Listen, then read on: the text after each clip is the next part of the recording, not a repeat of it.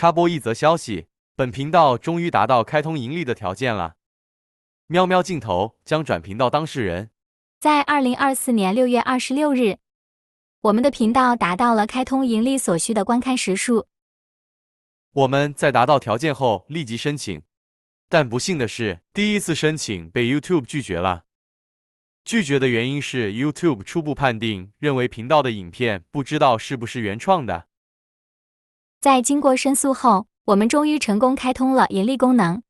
今天我们要把这个经验分享给大家，特别是那些希望透过 AI 创建内容且不露脸的创作者们，相信大家应该看过很多教学频道，这些频道号称透过 AI 创作就可以月入数万美金，并且单纯透过 AI 创建就可以通过盈利，教得头头是道。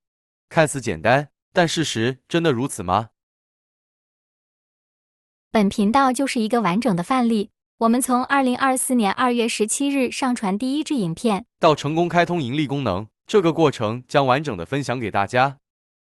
如果你也不想露脸，想通过创作来实现盈利，需要做好充分的心理准备。当你达到盈利所需的观看时数后，你将面临 YouTube 严格的审核。你的创作过程必须有详细的依据。当收到拒绝通知时，你需要根据 YouTube 的指示进行申诉。你必须拍摄一部不超过5分钟的影片，详细说明你的创作过程，而且必须非常完整。